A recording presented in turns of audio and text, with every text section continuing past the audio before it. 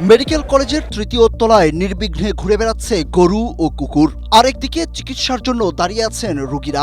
সম্প্রতি হাসপাতালে গরু ঘুরে বেড়ানোর ছবি ভাইরাল হলে সমালোচনার ঝড় বইতে থাকে। এর আগেও হাসপাতালটিতে গরু ঘুরে বেড়ানোর ছবি বেশ কয়েকবার ভাইরাল হয়। কুকুরের দল বেঁধে ঘুরে বেড়ানোর এমন দৃশ্যের দেখাও মেলে প্রতিনিয়ত। আর এসব ঘটনায় ক্ষুব্ধ রোগী ও তাদের স্বজনরা। ময়মনসিংহ মেডিকেল কলেজ হাসপাতালে গাভী ঘুরে বেড়ানোর ছবি ফেসবুকে ভাইরাল হয় গত শুক্রবার।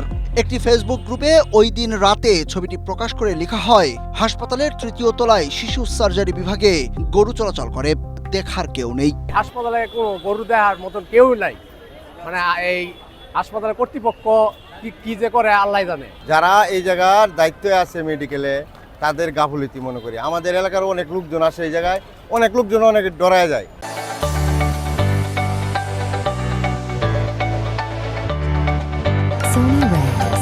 ভাইরাল ওই ছবিতে দেখা যায় হাসপাতালের তৃতীয় তলায় শিশু সার্জারি বিভাগের সামনে একটি কালো সাদা রঙের গাভী বারান্দায় ঘুরে বেড়াচ্ছে।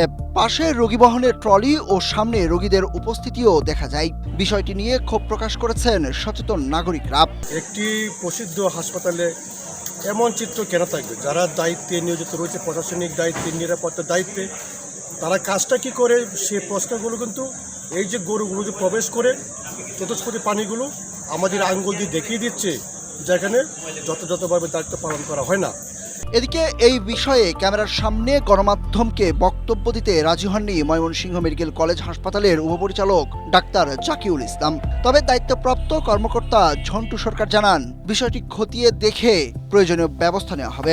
হাসপাতালের বাউন্ডারি তো অনেক বড়, সেখানে আপনার অনেক দেয়াল আছে ভাঙা চোরা, বিভিন্ন জায়গায় ফাঁকফুকর দিয়ে কুকুর বিড়াল ঢুকে পড়ে। তবে গরু ঢোকার বিষয়টি আসলে অনাকাঙ্ক্ষিত, আর এই বিষয়ে সাথে সাথেই পদক্ষেপ নেওয়া হয়েছে।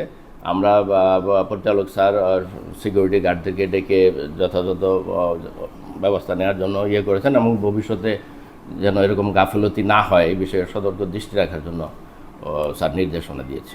মেডিকেল কলেজের এমন বেহাল দশা হলে রোগীরা কোথায় গিয়ে সুষ্ঠু সেবা পাবেন সেটি প্রশ্ন সবার। Desk report, Asia post.